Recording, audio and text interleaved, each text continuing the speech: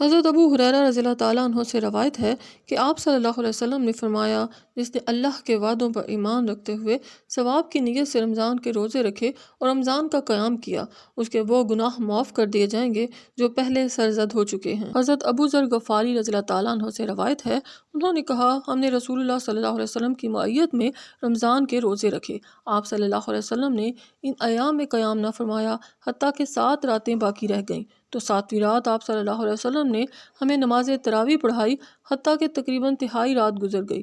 پھر اس سے متصل 6ٹھی رات آئی تو آپ صلی اللہ علیہ وسلم نے قیام نہ فرمایا۔ پھر اس سے متصل 5ویں رات آئی تو آپ صلی اللہ علیہ وسلم نے ہمیں نماز تراویح پڑھائی حتیٰ کہ تقریباً آدھی رات گزر گئی۔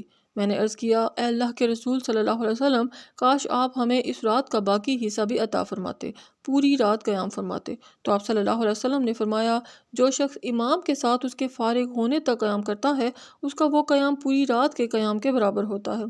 پھر اس سے متصل 4تھی رات آئی تو رسول اللہ صلی اللہ علیہ وسلم نے قیام نہ فرمایا۔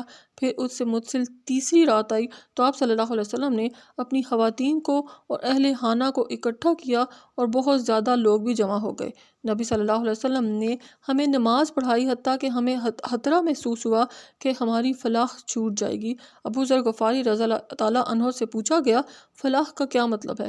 فرمایا، سحری کا کھانا۔ پھر فرمایا، اس کے بعد مہینے کی باقی راتوں میں رسول اللہ صلی اللہ علیہ وسلم نے ہمیں نماز تراویح نہیں پڑھائی۔ ہر عمل کے لیے خلوص نیت بہت ضروری ہے۔ روزے اور قیام کا ثواب بھی تب ہی مل سکتا ہے جب یہ عمل محض اللہ کی رضا کے حصول کے لیے ہو، ریاکاری کے طور پر نہ ہو۔ گزشتہ گناہوں کی معافی سے عام طور پر صغیرہ گناہوں کی معافی مراد لی گئی ہے، لیکن بعض اوقات کسی بڑی نیکی کی وجہ سے کبیرہ گناہ بھی معاف ہو سکتا ہے۔